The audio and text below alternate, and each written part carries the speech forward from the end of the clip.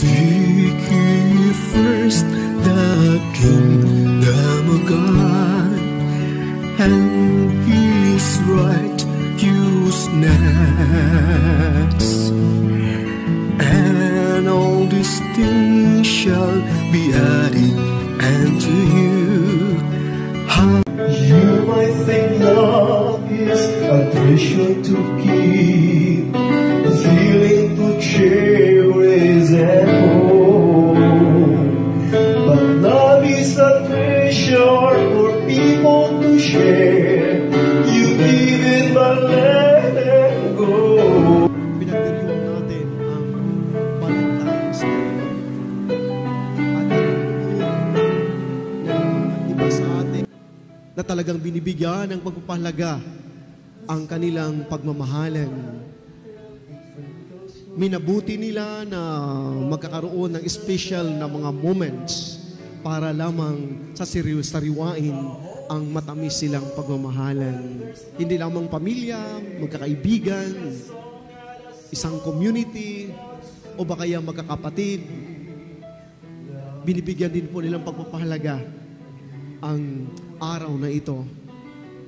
Ngunit, ito man ay araw ng mga puso, araw ng pagmamahalan, may mga napapakinggan pa rin tayo na mga kapatid natin na yes, masasabi nating nagmamahalan, ngunit hindi naman nagkakaimikan, hindi naman nagkikibuan, o hindi naman nag-uusap. Kahit pa pinagdiriwang na natin ang araw ng mga puso o pagmamahalan. Pag minsan, ang salitang pagmamahal o sa wikang English, love, ay naging commercial na rin po ito. Naging commercial dahil pag magpunta tayo sa mga mall, may mga napakinggan tayo, lalo na sa mga kabataan, pag nakita nila yung station ng ice cream at nagugustuhan nila yung ice cream na yon, paborito nila yung ice cream na yon, mapakinggan natin ang sumigaw, I love to eat ice cream. So parabagang naging commercialistic na rin ang pagmamahal. Ngunit, again, alam naman natin na pag kinain mong ice cream, nasasarapan ka nga, paborito mo nga yun, ngunit paglipas ng ilang minuto, naubos na yon, wala na rin ang ice cream na yon. Ngunit sabihin natin, dahil naging commercial na rin, yung pagmamahal ay nawawala na rin. Kagaya lamang ng iba sa atin, gustong-gusto, paborito niya yung isang bagay na yan, sapatos ba kaya? Sabihin niya, I love these shoes. I love this t-shirt. Ngunit again, pagdating ng panahon, nagluluma din yun, yung sapatos, ang t-shirt din, nagkakaroon ng butas o nagkakaroon ng mga butas. Sabihin natin, ayaw ko na sa t-shirt na ito. Ayaw ko na sa sapatos na ito dahil luma na. So, pag minsan, ang pagmamahal, pag luma na, ayaw na natin. Wala ng pagmamahal. Pag may kusot na sa relasyon, na wala na rin yung pagmamahal. Na para bagang unconsciously, itong mga bagay na ito, itong mentaliting ito, ay na-apply din natin sa ating pakipagrelasyon. Kung ayaw ko na dito sa mahal kong ito, yes, till death do us part. Ngunit, medyo yung kanyang katawan ay tumataba na. Nung unang pakilala ko sa kanya, ay Coca-Cola body pa, 8 ounce na 8 ounce pa. Ngunit pagdating ng panahon, tumataba, ayaw ko na yan. So, talagang nagiging unconsciously, ina-adapt din po natin. Sa pagkapagrelasyon din po, pag medyo nakikita mo na ang kanyang mga negatibong bahagi ng kanyang buhay, sa kanyang attitude, sabihin natin, ayaw ko na. Ayaw ko na. So, ang pagmamahal, doon lang pala sa gusto ko. Kung nakikita mo yung hindi maganda sa kanya, ayaw ko dyan. Mga kapatid, ano ba talaga ang pagmamahal? Again, maugnay natin ito sa ating araw-araw na buhay dahil tayo naman din po talaga ay nagmamahal. Ngunit, sa isang awitin, na alam ko na pamilyar ninyo itong awiting ito sa mga medyo mahilig sa music nung 70s or 80s, ay itong awiting ito ay Love isn't love till you give it away. Love isn't love till you give it away. Love isn't love till it's free. The love in your heart wasn't ordered to stay. Oh, love isn't love till you give it away. Hindi totoong pagmamahal kung hindi mo naman ito binabahagi. Ang pagmamahal daw ay hindi totoong pagmamahal kung hindi ka malaya. Ang pagmamahal daw nandyan sa iyong kaloob-looban. Hindi yan nandyan, hindi yan nilagay ng Diyos dyan para tataguan, kundi ibabahagi. Love isn't love till you give it away.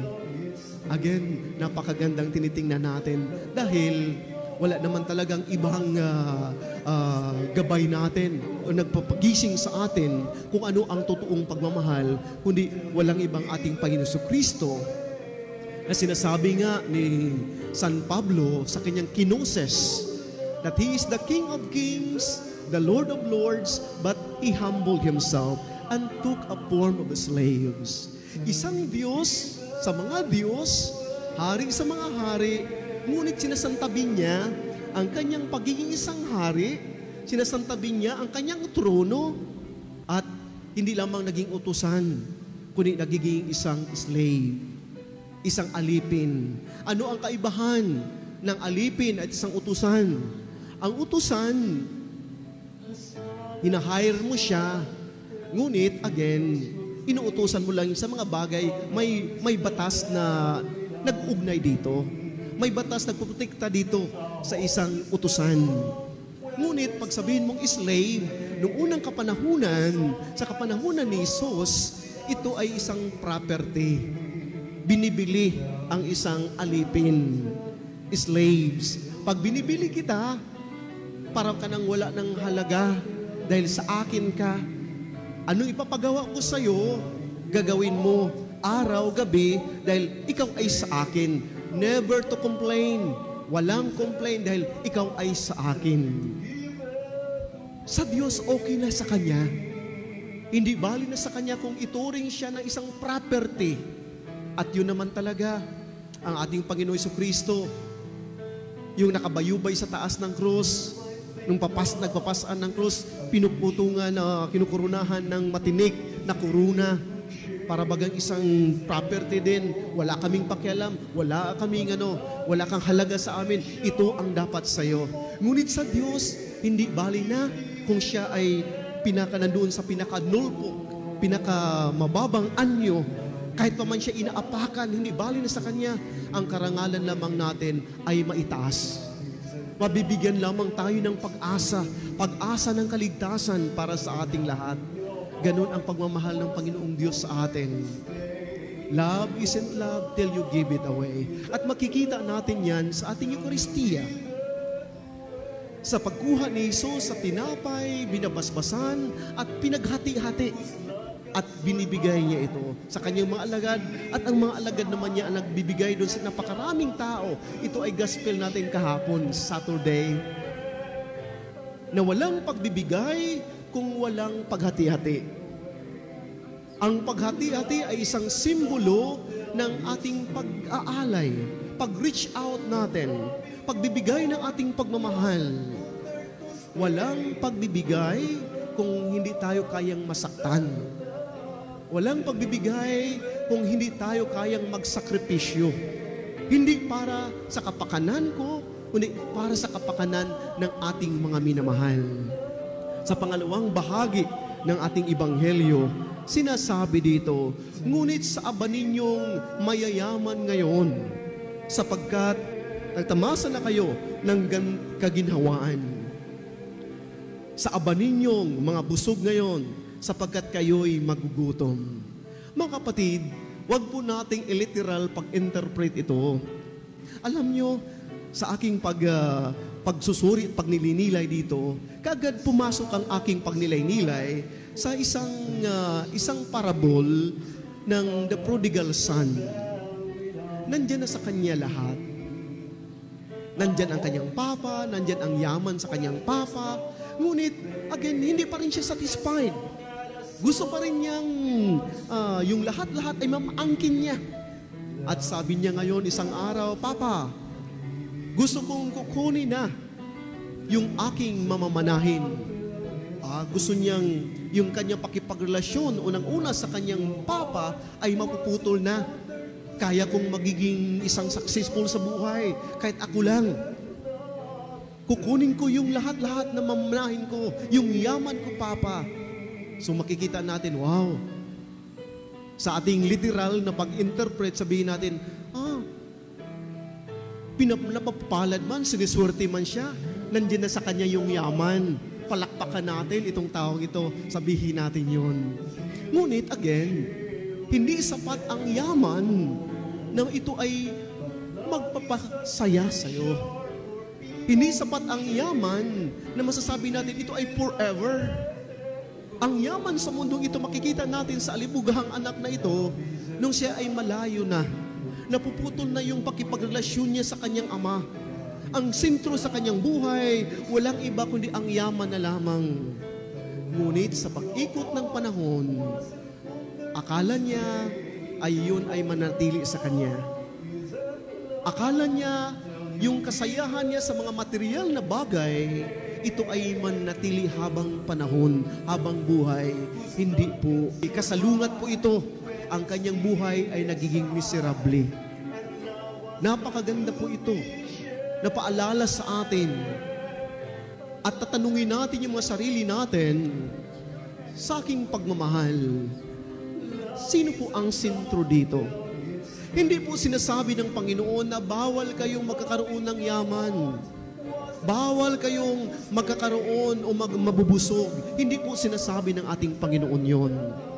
Ang sinasabi ng ating Panginoon dito sa ating Ebanghelyo ay maging sentro natin siya.